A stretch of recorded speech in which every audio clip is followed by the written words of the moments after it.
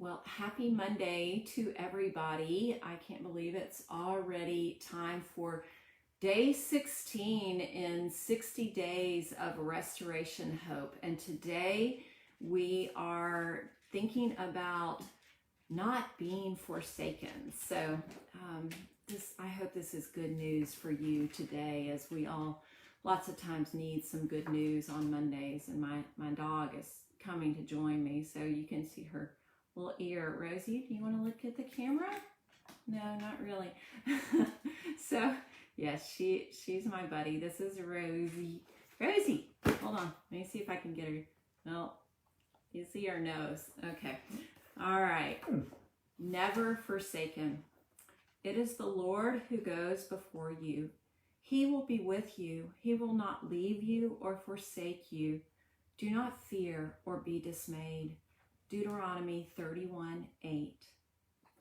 After undergoing 3 shoulder surgeries in a year and a half, I began to feel a little forsaken.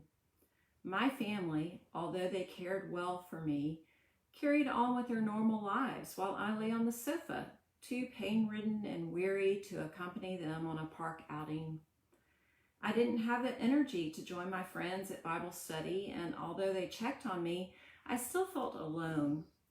Maybe you feel forsaken by a betraying boss or abandoned by the community you lost when your church split. Crisis and recovery have a way of making us feel forsaken, forgotten, abandoned, or alone. In the midst of your sense of forsakenness stands a God who swears by his own covenantal love never to leave nor forsake his people. From the beginning in Genesis, he makes covenants with his people, agreements sealed in his sacrificial love, promising that he will always be committed to them. Even after they have disobeyed in the garden, he promises Adam and Eve to send a son to destroy Satan, Genesis 3:15. He promises Abraham to make him a great nation, Genesis 12:2. He promises his great nation, the Israelites, to bring them into the promised land. He assures them he will go before them, be with them, not leave or forsake them, Deuteronomy 31:8. The Lord brings his people into the promised land, but they repeatedly forsake him, abandoning him for other gods. Because of their rebellion, the Lord allows the Israelites to be taken into captivity in Babylon, but he never forsakes them. The prophet Isaiah brings his message of reassurance to the grieving Israelites. For the mountains may depart and the hills may be removed, but my steadfast love will not depart from you, and my covenant of peace shall not be removed, says the Lord who has compassion on you. Isaiah 54:10. In crisis, you may feel forsaken by friends or family, but you will always have the Lord's steadfast love. How can this be? Only through our Savior's willingness to be forsaken by his Father. On the cross, Jesus was pierced for our transgressions, crushed for our iniquities, Isaiah 53:5.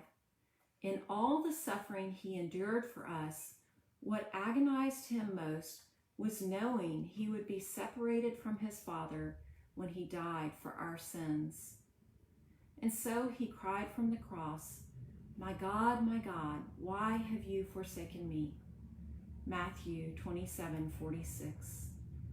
That cry assures us that we will never be forsaken.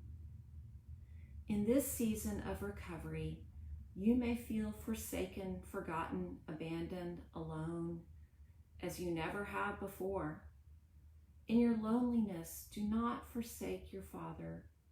Instead, lean into his everlasting and covenantal kindness in the Son and through the Spirit, your constant companions in grief. Prayer.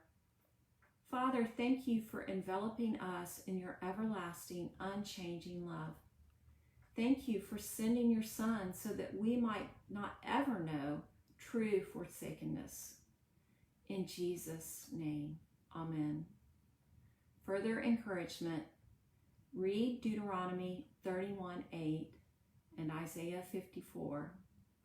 Listen to You Are My King by Chris Tomlin. For reflection, in what ways have you felt forsaken, forgotten, abandoned, or alone? How does knowing God's covenantal love for you encourage you? And I just want to encourage you, especially with the title being Never Forsaken, that before or every time when I do one of these lives, I don't know who's going to watch, and may never know, some of you who watched unless you comment or something like that.